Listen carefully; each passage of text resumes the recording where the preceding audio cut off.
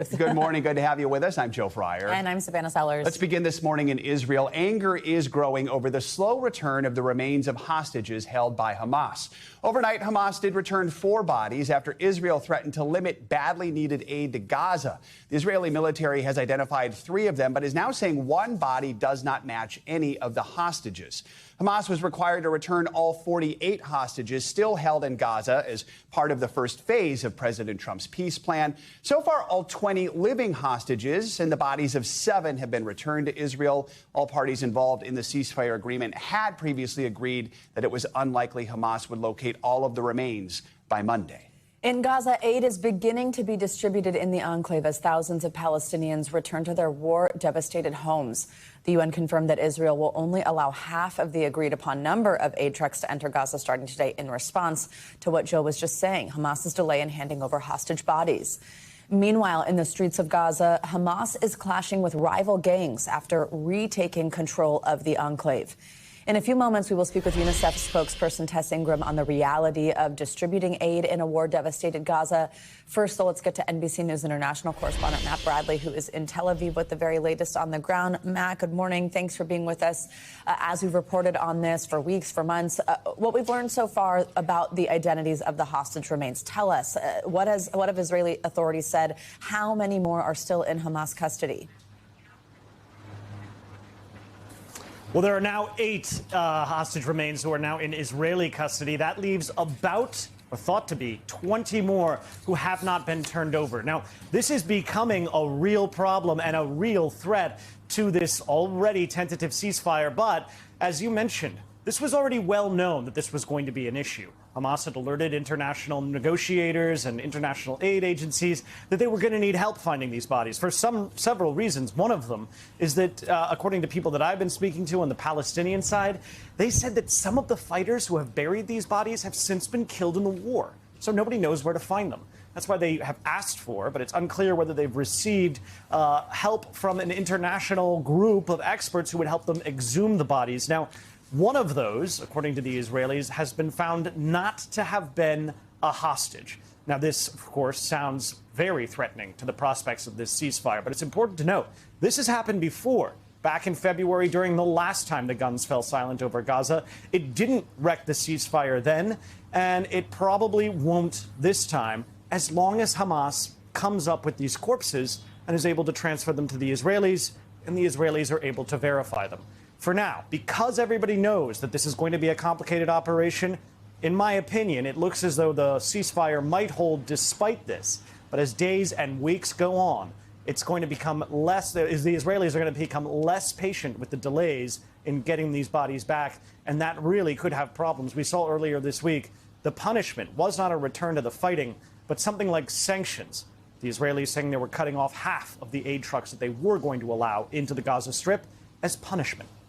Yeah, Matt, so, I mean, this may not put the ceasefire, end the ceasefire, but this slow return of hostages is certainly provoking anger from Israel. That's why only half of the agreed-upon aid trucks are entering Gaza. Talk about what is happening there. We know it's just a drop in the bucket, but are they starting to get some of the aid they need?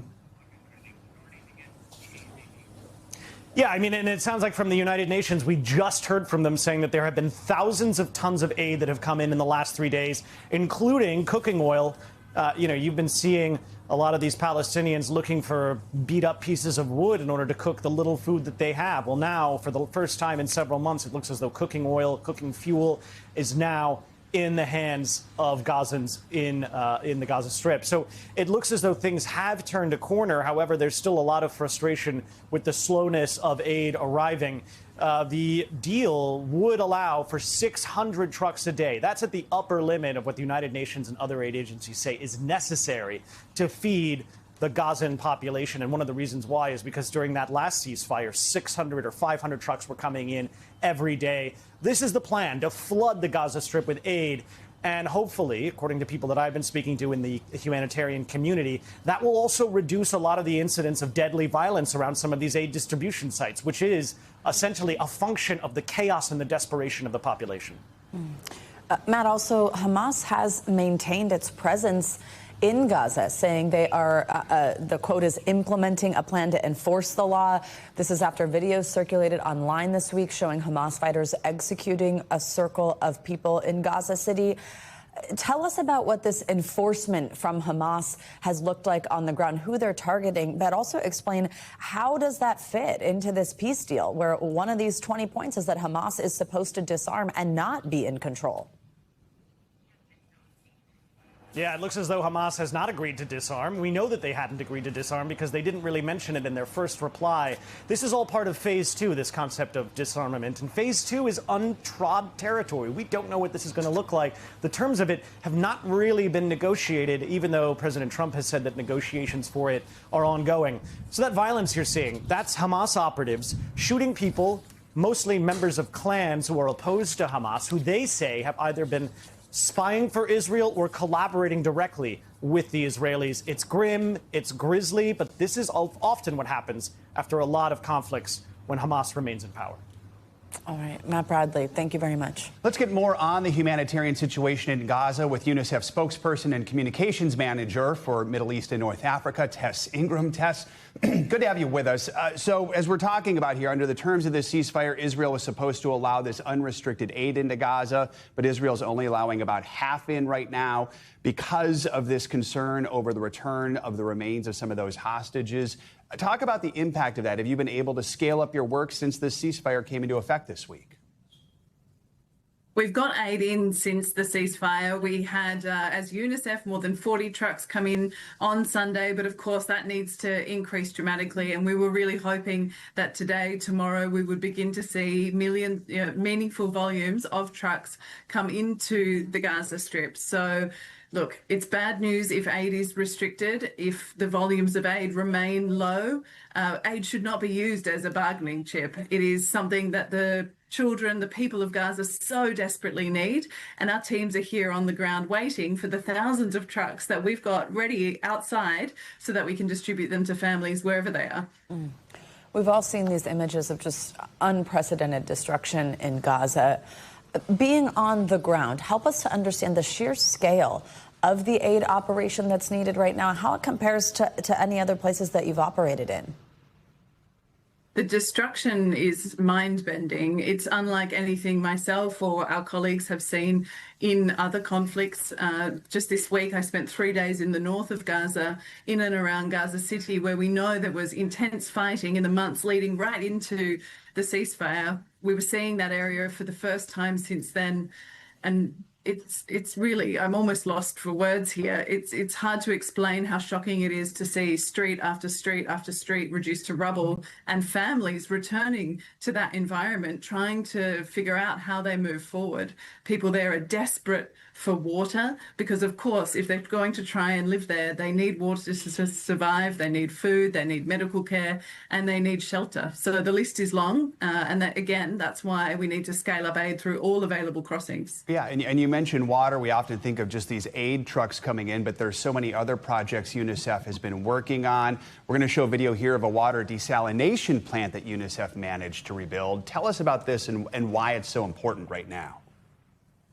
This is a plant that I visited just a couple of days ago in Gaza City, and it provides safe drinking water to people. Desalination plants are really important here because the water that comes from the ground is not safe for people to drink. So these pieces of machinery are a lifeline to families. We managed to keep that one safe despite the heavy bombardment in Gaza City. So we were excited to kick it back on and make sure that it was working just a few days ago. And now it's pumping water to people, but we need many more of those. And then we need the trucks to take the water from those desalination plants across the rubble to families in their places of refuge.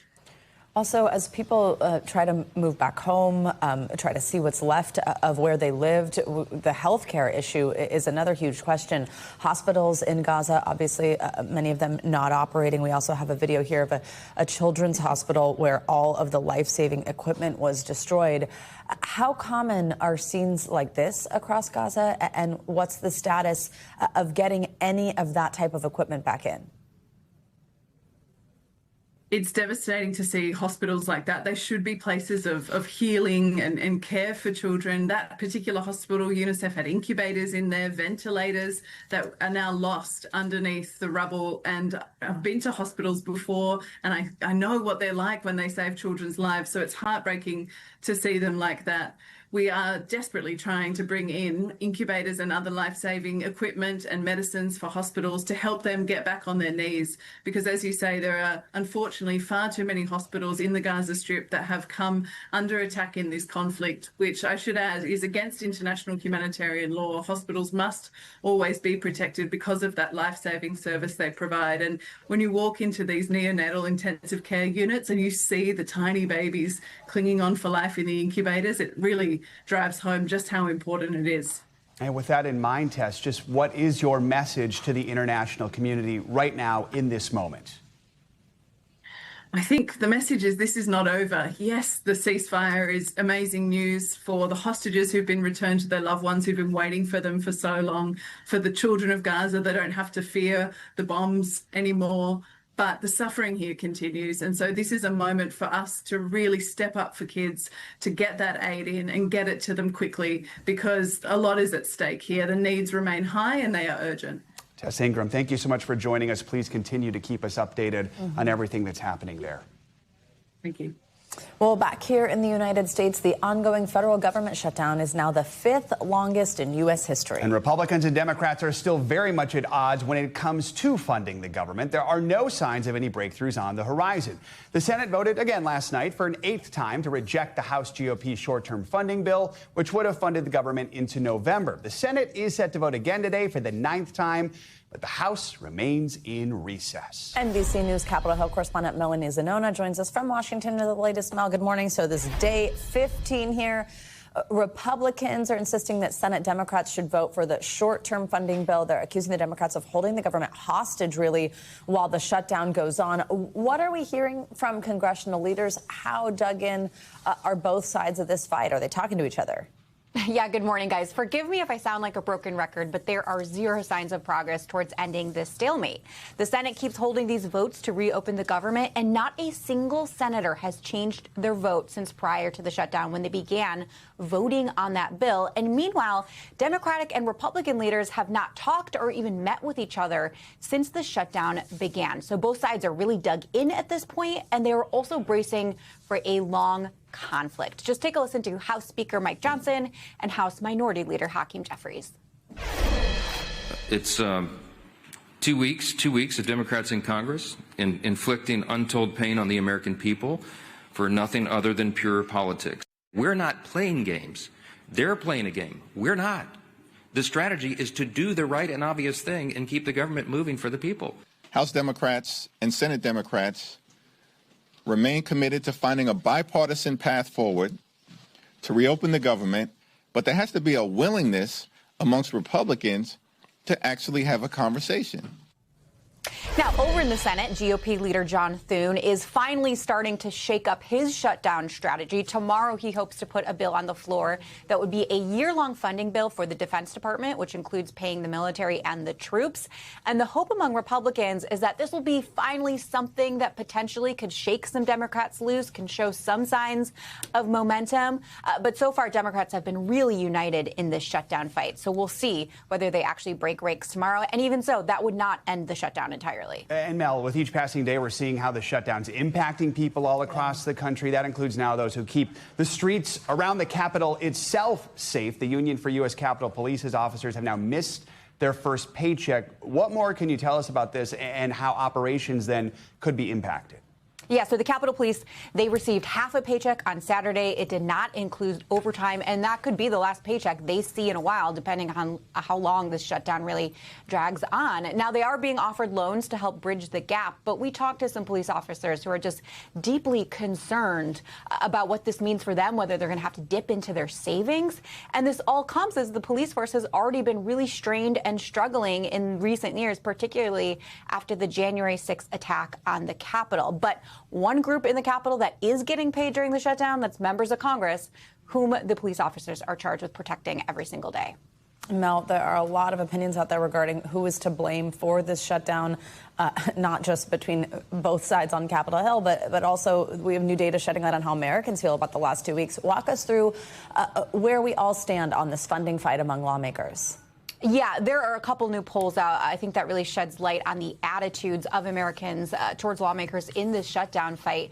Two of those polls have Republicans getting slightly more of the blame than Democrats. One of the polls has Democrats getting more of the blame. But the most interesting number to me is that both equally column, you see 23% in one poll, 31% in another, have responded saying everyone's getting the blame. So I think the big takeaway here is that there are very few political winners in a fight. Everyone walks away more bruised and battered than when they went into the fight.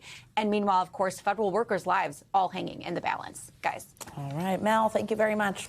The Department of Homeland Security says it has obtained what it calls credible intelligence to suggest that Mexican drug cartels are offering $50,000 to kill federal immigration officers in Chicago. This comes after another clash in the city as Border Patrol agents tried to make an arrest. NBC News senior White House correspondent Gabe Gutierrez has the latest.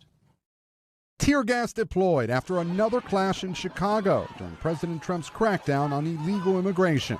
Homeland Security officials say an SUV carrying an undocumented immigrant trying to flee arrest first rammed a Border Patrol vehicle. Then the Border Patrol vehicle crashed into the SUV to stop it. Chicago police say a hostile crowd started throwing objects at federal agents who then deployed tear gas. 13 officers were exposed to it. There's absolutely no reason to have this kind of chaos happening in our communities, putting people at risk, just exacerbating the fear that people feel right now. The latest clash comes as DHS says Mexican drug cartels are now offering cash to target ICE officers and other federal agents.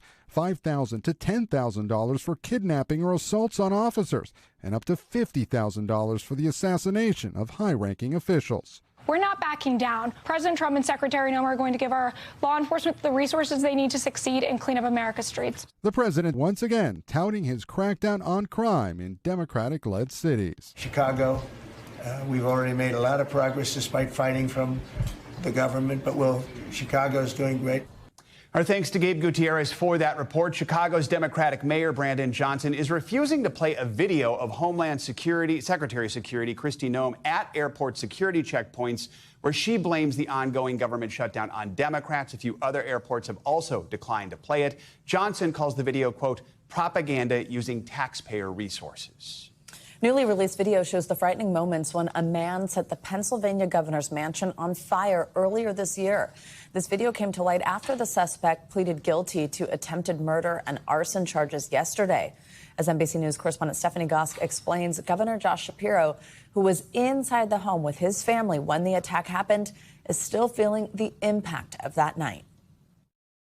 It was early morning last April. Prosecutors say this is 38-year-old Cody Balmer, armed with Molotov cocktails and a sledgehammer, setting the Pennsylvania governor's mansion on fire. Moments later, he smashed another window, got inside, and ignited a second blaze. It's especially hard to know that he tried to burn our family to death while we slept. Balmer pleaded guilty to multiple charges, including attempted murder and arson. He was sentenced to 25 to 50 years in prison. 22 people were in the residence that night. Governor Josh Shapiro, his wife, 3 of their children, along with extended family, including young nephews and nieces, all sleeping behind these double doors that Balmer tried to kick in. Those doors that he tried to break through, that metal hammer that he wielded that apparently he wanted to use to kill me with. The governor visibly rattled by the security camera videos. They've been haunting me for months. His family had been celebrating the Jewish holiday Passover. According to prosecutors, Balmer was angry about the war in Gaza, so he targeted the governor. I think it's important that in this time of rising political violence that none of us grow numb to it. The attack taking place in the same state where less than a year before someone tried to assassinate President Donald Trump. The governor said his family supports the plea deal. I think we need real accountability for acts of political violence. And today is real accountability. But his family, he says, even with increased security, still feels vulnerable. Stephanie Gosk, NBC News. From the Rockies to the Southern Plains, temperatures feeling summer-like today in some areas. Let's get more details with your morning news now. Weather meteorologist Angie Lastman joins us. Angie, good morning. Hi, Joe. Good morning. We're keeping those short sleeves out for a little longer in some spots. We've got temperatures running way above normal if you look in the middle of the country and really stretching out to the southeast. Some cooler air in place across the west, so we've really got these divided highs. You look out to the west coast and it's just 68 degrees for Las Vegas. We're running almost 20 degrees below normal there. We've got 80s in Tucson. Across the midsection of the country, it's low 80s for St. Louis, Little Rock, Dodge City. Today, we'll see those high 80s stretch across the southern tier of that region. And even as we get into tomorrow, not much change. Still dealing with the cooler air centered across the west with 50s across Salt Lake City and Casper. We've got 80s as we look up towards Lincoln, even Minneapolis running way warm tomorrow with a high of 69 degrees. So still holding on to some of that warmth. And then we keep it essentially pleasantly mild as we roll into our upcoming weekend. So it's 70s to start the weekend in Milwaukee. We drop down to those low 60s by Sunday, 80s in Columbus on Saturday. Cooler air arrives by Sunday with those high 60s. And then a mixed bag for New York City. We're kind of on the cooler end as we round out the work week. And then we end up back into those low 70s by the time we finish out our weekend. There is winter-like weather across the west, as I mentioned. It's not just the chilly temperatures, but also additionally some of that snow. We saw that system working across parts of the west yesterday that really increased chance of flooding, and we saw kind of a mess of a day across Southern California. That same system is working farther east today and now impacting parts of the Rockies. So you'll see some areas of rain, snow across that region, and then those scattered showers and even a couple of stronger thunderstorms possible from New Mexico to South Dakota. It looks as if hail will be the main threat. It's not a wide-ranging area, but still, just a heads up if you're going to be out and about this afternoon, we'll see that ramp up. And then we'll see some steady rain across parts of the northern plains for tomorrow. Some of these stronger storms, though, centered across Colorado and Kansas, specifically East Colorado and West Kansas. So we'll watch for that. By the time this is all said and done, we'll pick up a good dose of rain, especially where we'll see the steadier rainfall through tomorrow across those northern plains, maybe an inch or so. Not concerned so much about any flooding, but more so interruption of plans. And then as far as the snow is concerned, we'll pick up maybe a good half of a foot in some locations. Of course, those higher peaks could see maybe closer to a foot, but 'tis the season. We've kind of got a mixed bag out there, Joe. We've got some people feeling like summer, some people dealing with winter. Here in the Northeast, it's kind of mild. Either skiing or swimming. You know? Exactly. All right, Angie, thank you so much. Appreciate it. We thank you for watching. And remember, stay updated on breaking news and top stories on the NBC News app or watch live on our YouTube channel.